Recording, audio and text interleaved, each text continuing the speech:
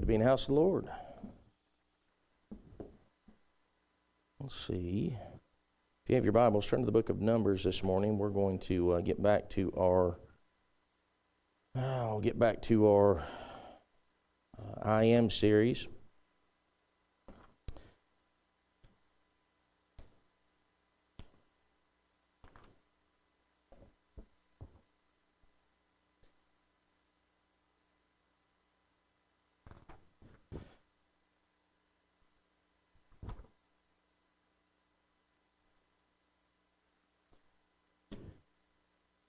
Lesson number 10, we're on Gracious Giver. It's where we've parked at last time we were here.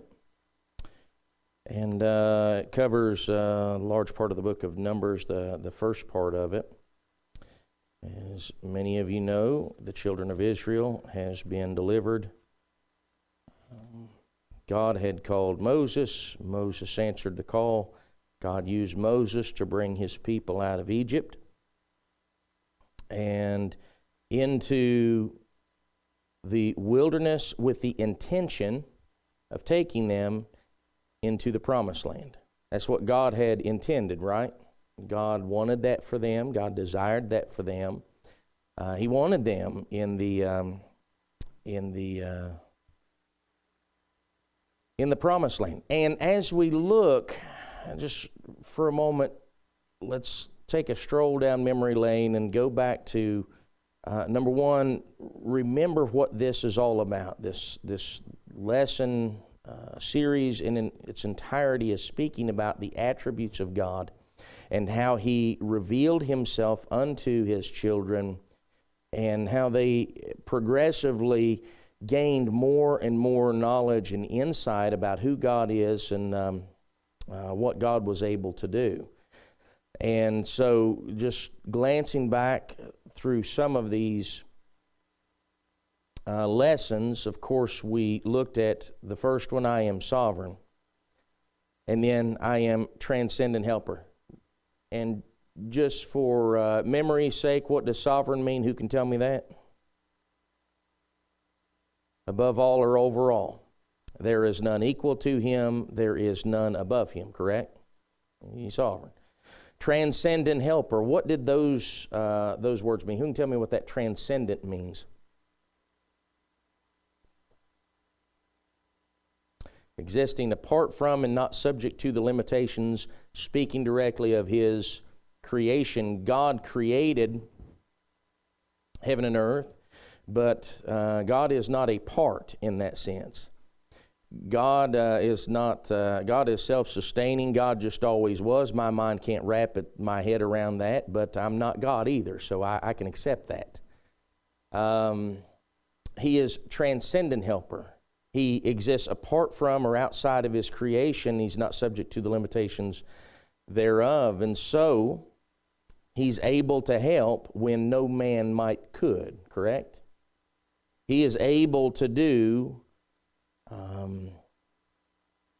more than anything within His creation because He's not subject to the limitations thereof.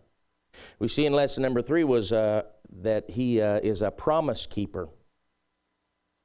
What He says, He does, right? When we think about who God is, what God has revealed Himself to be, He is promise keeper. He is redeemer. Thank God for that, amen? I am leader. I am provider. I am instructor. I am glorious.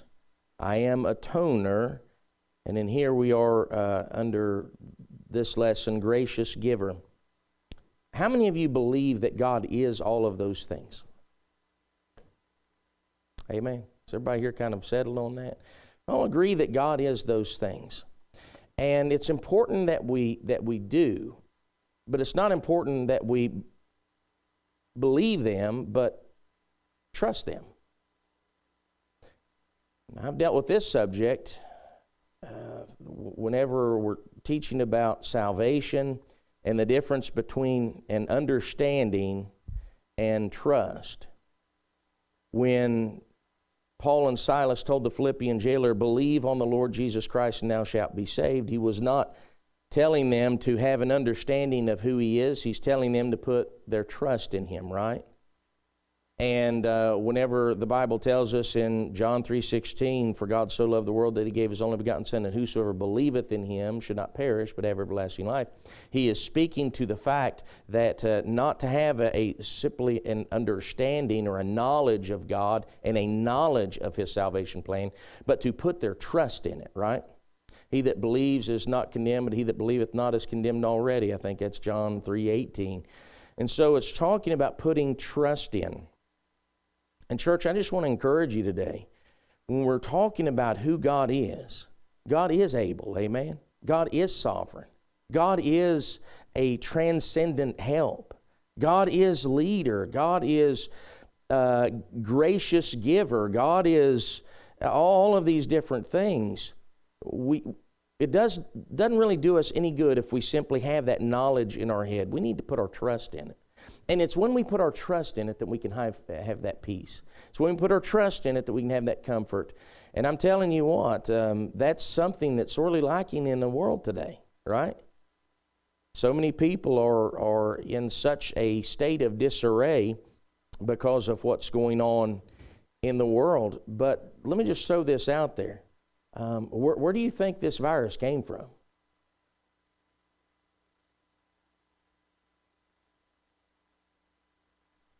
China. It comes from China.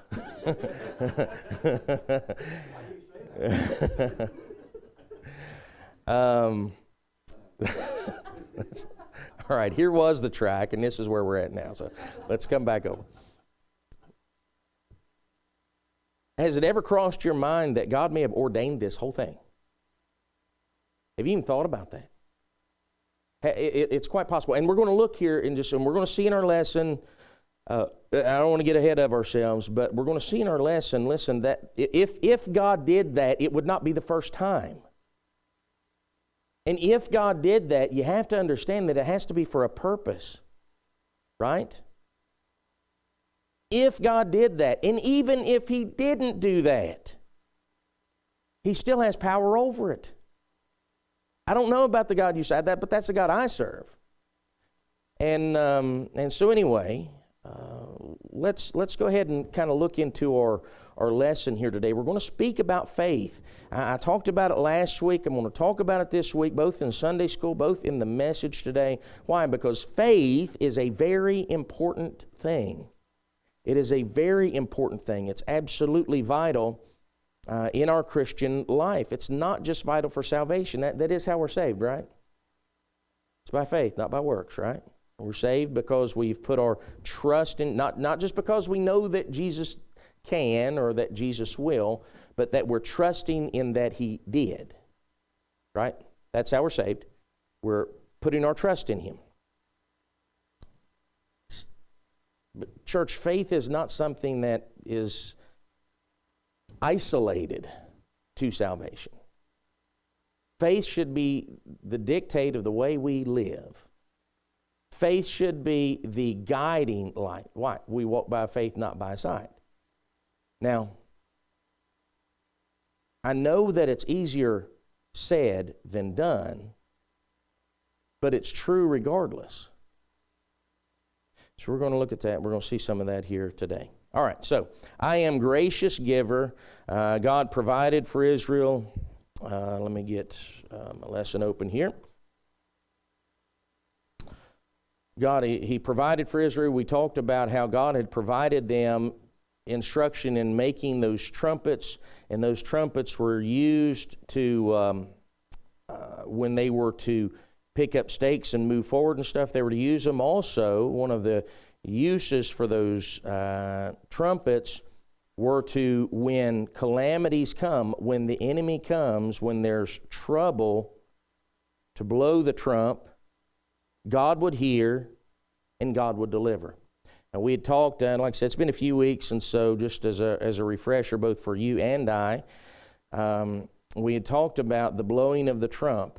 And, I can look up here, I can see a guitar, I can see a bass, I can see a music stand, I can see various things. I don't see no trump up here. Anybody see a trump? I can tell you what, if there was, I wouldn't be able to play it. I tried to play a trumpet when I was like 12 years old, and it did not end well. There's no trump here. So, we have no trump. I guess we can't call on God. I guess God's not able, right? God won't hear us unless we have a trump. Now, I don't think there's anybody here that believes in that foolishness. God does hear. How do we blow the trump, church? We simply seek His face in prayer. We have that avenue available to us because we are His children, those that have put their trust in Him. Those that have been born again, we have the avenue of prayer. And so, just like God was able to deliver then, He's still able to deliver now. And so, God had done all of these great things for them, brought them out of Egypt, brought them through the Red Sea, crushed the ensuing army, gave them manna, gave them water from a rock. He'd done all of these great things for them, and here they were fussing because I guess what He did do was unsatisfactory in their eyes. They wanted something else. And so they had cried out for meat. In Numbers chapter 11, verse number 4, it says, "The mixed multitude that was among them fell a-lusting, and the children of Israel also wept again and said, Who shall give us flesh to eat? We remember the fish we did eat in Egypt freely, the cucumbers, the melons, the leeks, the onions, and the garlic. But now our soul is dried away. There's nothing at all beside this manna before our eyes." And the manna, when it describes the manna there, and verse number 10, "Then Moses heard the people weep throughout their families, every man in the door of his tent, and the anger of the Lord was kindled greatly." Why would God be upset with that? Why is God upset right now? Greatly upset. They were ungrateful. They were complaining about what God had done for them, and fussing because God had not done something else for them. And we see that the Lord was upset. Verse number 10, "Moses also was displeased. Moses said unto the Lord, Wherefore hast thou afflicted thy servant? Wherefore have I not found favor in thy sight, that thou layest the burden of all these people upon me? Have I conceived all this people? Have I begotten them? Thou shouldest say unto me, Carry them in my bosom, as a nursing father beareth the suckling child unto the land which thou swearest unto their fathers. Whence should I have flesh to give all these people? For they weep unto me, saying, Give us flesh, that we may eat. I am not able to bear this people alone, because it's too heavy for me. And if thou deal thus with me, kill me, I pray thee, out of hand. If I have found favor in thy sight, let me not see my wretchedness." And so we see the children of Israel are murmuring, they're fussing, they're complaining. God is upset with them. Moses feels as though this burden has come down upon him, and it's come down upon him unjustly. And he's telling God, essentially, these are your kids that you've given me to tend to, and all they're doing is giving me heartache. That's all they're doing. And so Moses is upset, and he's fussing and complaining. God responds to this. Number one, Moses says, I don't have the ability to bear all this burden for all these people. And it's like God said, well, why didn't you just ask? Because he does what? He gives him people to help bear this burden. I think all too often, one of the mistakes we make as Christians is we see something, or we feel some burden pushing down upon us, and we're trying to bear this weight. And instead of just seeking Him for help, all we do is sit and murmur and complain about it. But God, in His graciousness, granted Moses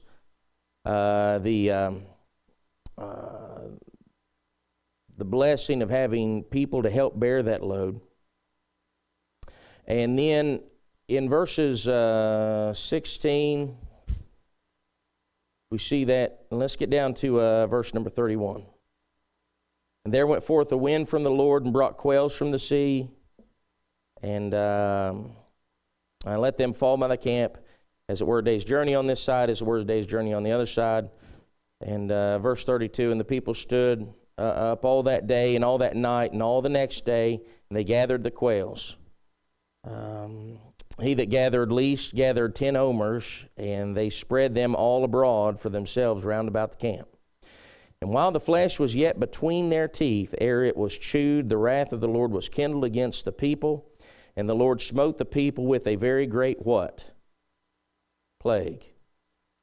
He called the name of the place Kibboth Hatavah, because there were buried the people that lusted.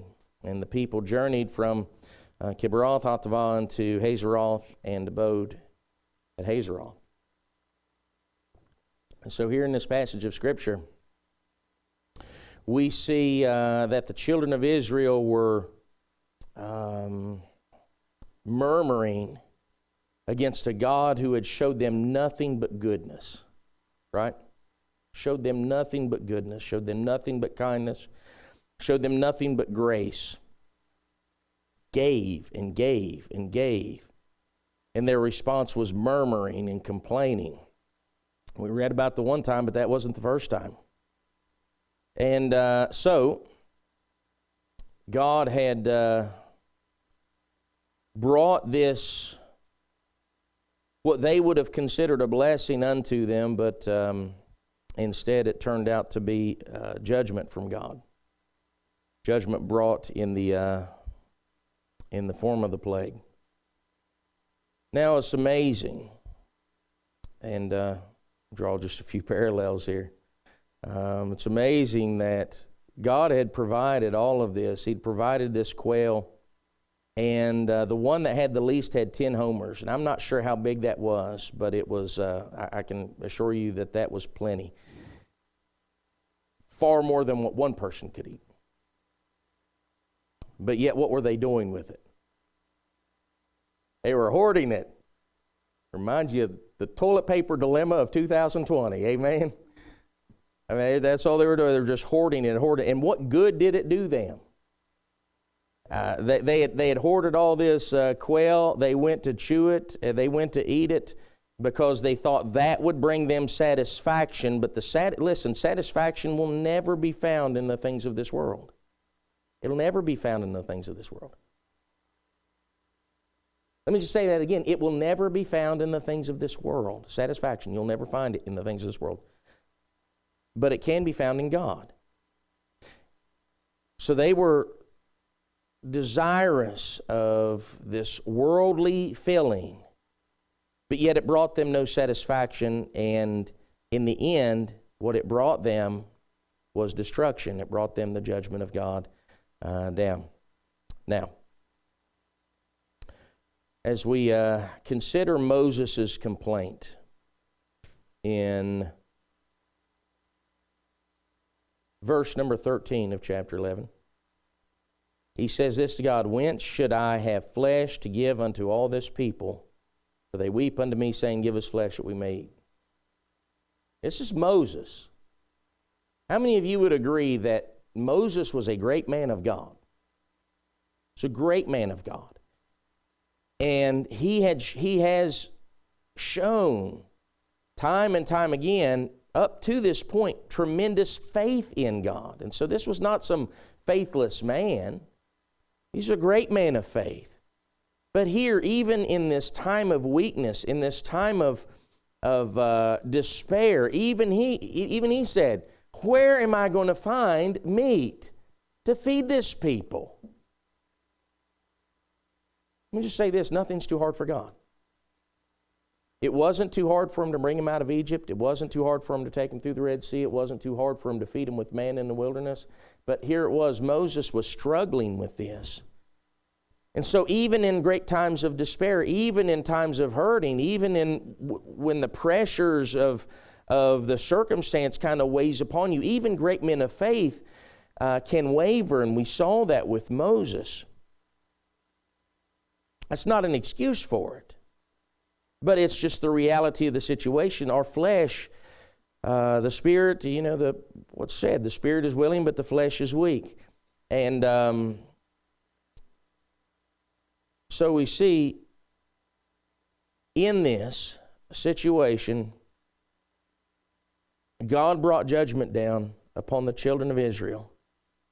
God had shown grace unto Moses, and of course, they needed meat. God could bring the meat. God could bring the quail. It wasn't a big thing for God. But church, let me just say this. I just be careful what you're seeking after, and be careful what you're putting your trust in. As the children of Israel were seeking after things to sustain their flesh, they ended up losing their life for it. And so it's a great thing to keep in mind there. And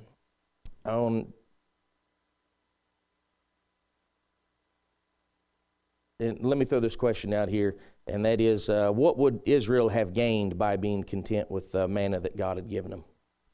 What would they have gained?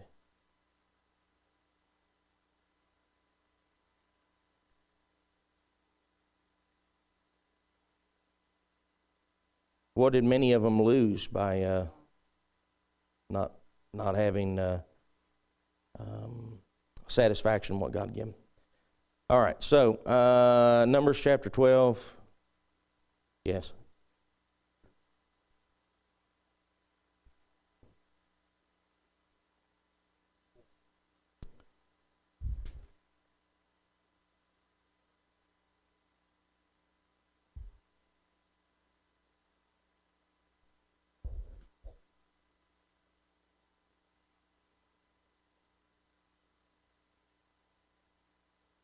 Mm-hmm.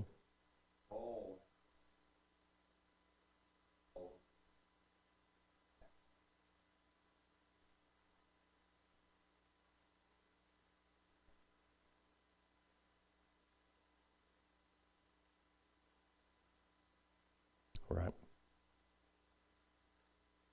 Yep. That's true. All right, I want to get chapter 12 here. We see, we'll go ahead and read this. Miriam and Aaron spake against Moses because of the Ethiopian woman whom he had married, for he had married an Ethiopian woman. And he said, Hath the Lord indeed spoken only by Moses? Hath he not spoken also by us? And the Lord heard it. Now the man Moses was very meek above all men which were upon the face of the earth. And the Lord spake suddenly unto Moses, and unto Aaron, and unto Miriam, Come out ye three unto the tabernacle of the congregation. And they came out. And the Lord came down in the pillar of the cloud, and stood in the door of the tabernacle, and called Aaron and Miriam, and they both came forth. And he said, Hear now my words. If there be a prophet among you, I, the Lord, will make myself known unto him in a vision, and speak unto him in a dream. My servant Moses is not so, who is faithful in all mine house. With him will I speak mouth to mouth, even apparently, and not in dark speeches. And the similitude of the Lord shall he behold. Wherefore then were ye not afraid to speak against my servant Moses? And the anger of the Lord was kindled against him, and he departed. And the cloud departed from off the tabernacle, and behold, Miriam became leprous, white as snow. And Aaron looked upon Miriam, and behold, she was leprous. And Aaron said unto Moses, Alas, my Lord, I beseech thee, lay not the sin upon us, wherein we have done foolishly, and wherein we have sinned. Let her not be as one dead, of whom the flesh is half consumed, when he cometh out of his mother's womb. And Moses cried unto the Lord, saying, Heal her now, O God, I beseech thee. And the Lord said unto Moses, If her father had but spit in her face, should she not be ashamed 7 days? Let her be shut out from the camp 7 days, and after that let her be received in again. And Miriam was shut out of the camp 7 days, and the people journeyed not till Miriam was brought in again. And afterward the people removed from Hazeroth and pitched in the wilderness of Paran. And so we see Miriam and Aaron were criticizing Moses. That did not set well with God, and again, we see judgment fall. Now, why would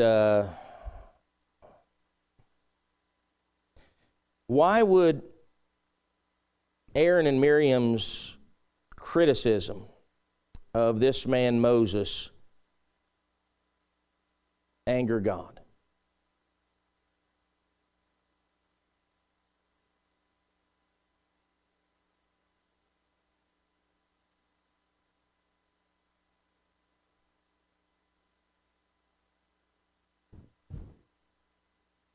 Right. Yeah. Yeah. That somehow either God was wrong or something in placing his, putting Moses in the position that he did. And so they weren't speaking against Moses himself, they were speaking against God.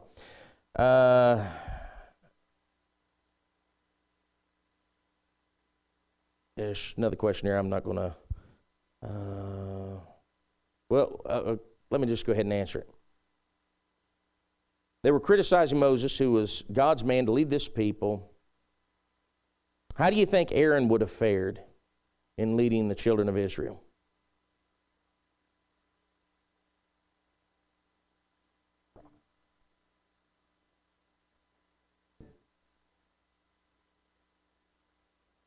Mm-hmm. Yeah. He had leadership of the children of Israel when Moses was upon the mount. He had that leadership of the children of Israel, and you see what happened there. So, Miriam became leprous. She was healed when Moses prayed for her. Of course, there was that time where she was shut out of the camp. She was put out for 7 days and then brought back in. So, all right, let's read chapter 13 here.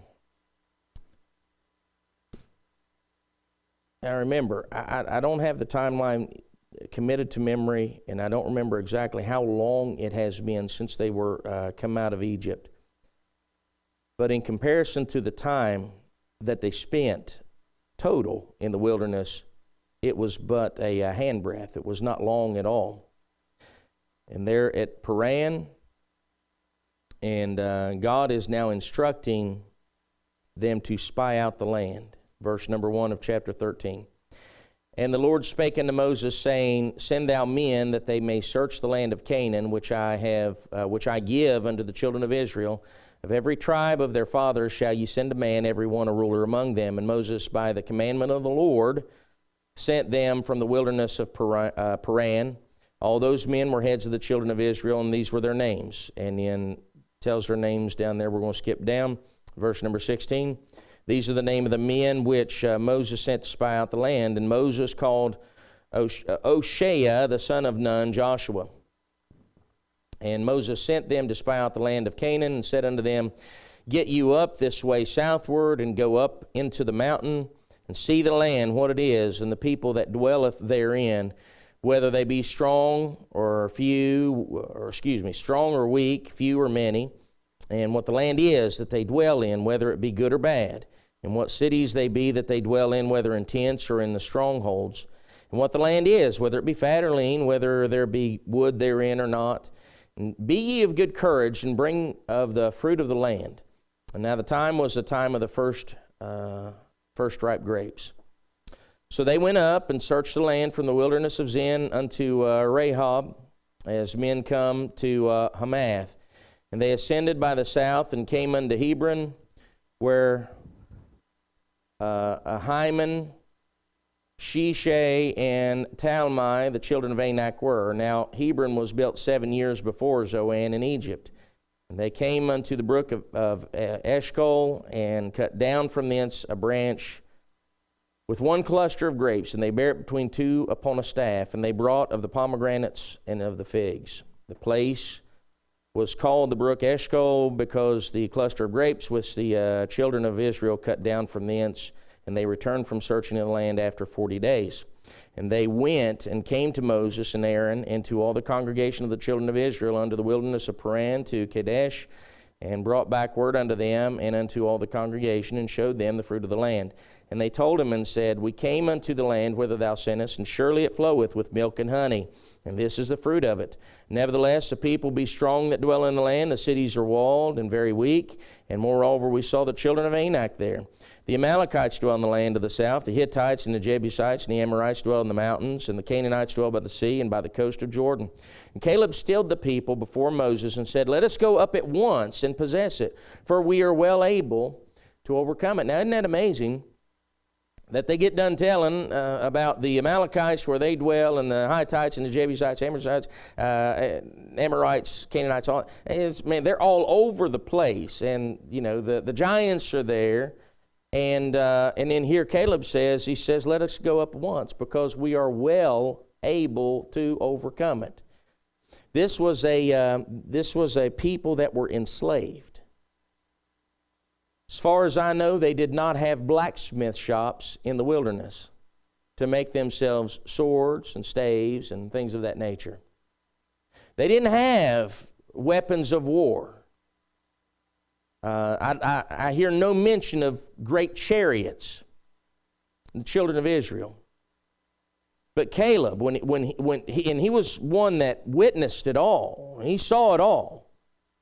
He said, we're well able. We're not just, it could be, man, if we really tried our best, if we really just, band together and we're of one mind, we could go in there and do that. They're not that tough. We might be able to do it. That's not what his attitude at all. He said, we're well able to do it. We're well able. What was Caleb trusting in?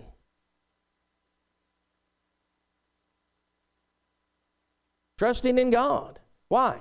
Because he knew God was able, right? So, but the men that went up with him said, we be not able to go up against this people, for they are stronger than we.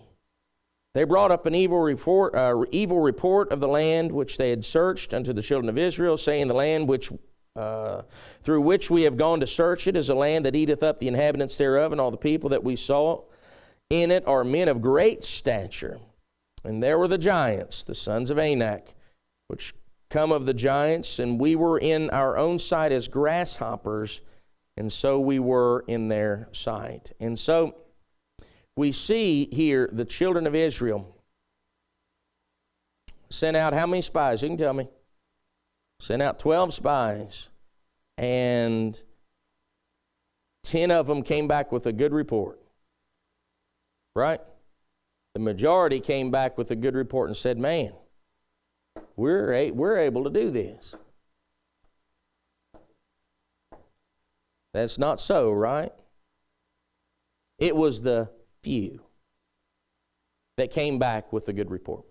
The majority, they came back speaking doom and gloom. The majority came back and said, oh my, what are we going to do? What in the world could we possibly do? Let's just hang out here in the wilderness. Let's just stay here in the wilderness. Why? Because in the wilderness there's safety. Not for them that was chewing on the quail.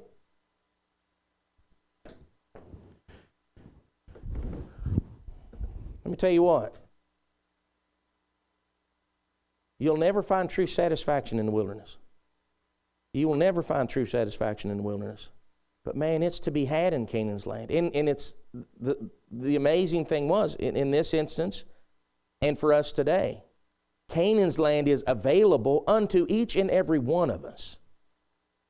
Canaan's land is available to each and every one of us. What am I talking about? Am I talking about a piece of property over in the Middle East? No, I'm talking about God's will for our life and the joy and the blessings that come with it. It's available to every one of us. But the same thing that kept them from it then is the same thing that keeps most of us from it now. Who can tell me what that is? What did the majority lack? Thank you. Faith. They lacked faith. You know why there's so few with satisfaction? There's so few with comfort. There's so few that aren't wringing their hands with this junk that's going on today. You know why? In my estimation, it's a lack of the same thing that those people lacked back then, and that is faith. Has God changed? Is God not able? Then what's the problem? What's the problem? Is God not able to overcome this obstacle in which the world and America and Pleasants County faces? Is He not able? Is Corona stronger than the giants of Anak? Or the land that is polluted with enemies of God? I don't think so. But for the majority of the children of Israel, they listened to those with a lack of faith, and they died in the wilderness. Right? They listened to those with a bad report.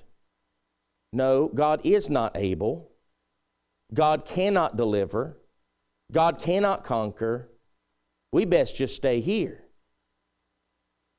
And so you had some that were speaking that, and then the majority of them believed them. You had a few that were saying, man, we read chapter 14, you'll hear Joshua say the same thing. Listen, God is able. But they didn't believe Joshua. They didn't believe Caleb. And because of that, they died in the wilderness. They never got to experience the goodness of what Canaan's land brings. And man, that is in my estimation, I believe that is the lot for the majority of Christians today. Canaan's land's just over yonder, and it's available. God's able to give it to us. It's there. But in order to enjoy that, your faith has to be in Him, and not in the word of the naysayers, not in your ability to overcome, but in the God that is able. That is key. As I said last week, without faith, it is impossible to please Him, right? Hebrews 11:6, I believe it is. The Bible is a book of faith. And like I said, even good, great, godly men can fall prey to the pressures that are around them. We see that in Moses. However, if we can just sit back and remember who God is, and not only just in what He can do, but what He's done, I believe safety is found in trusting the Lord. I believe pleasure is found in trusting the Lord. I believe that joy is found in trusting the Lord. I believe peace is found in trusting the Lord. Just putting our faith in Him. Why? Because through Him we are well able to overcome.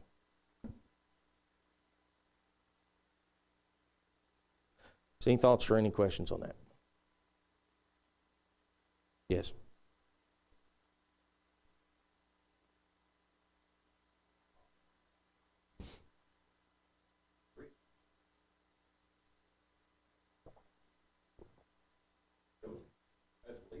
Mm-hmm. Oh, they're great. Oh, yeah, they got titles. Oh, yeah, down on them. Oh, yeah, these guys are great.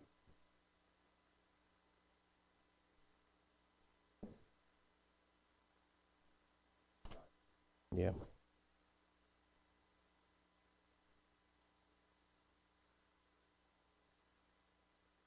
Amen.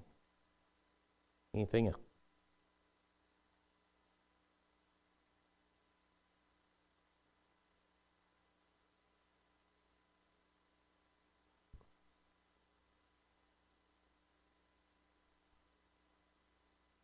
Right.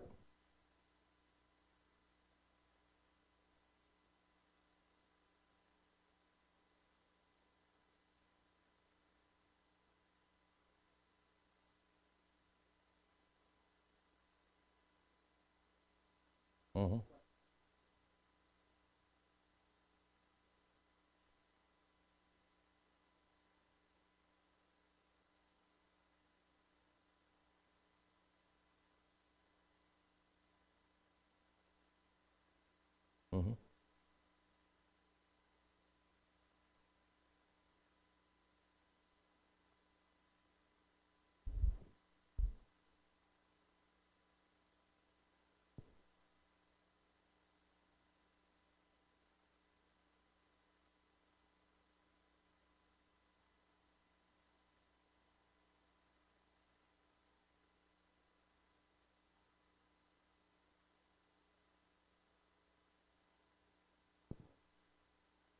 It is.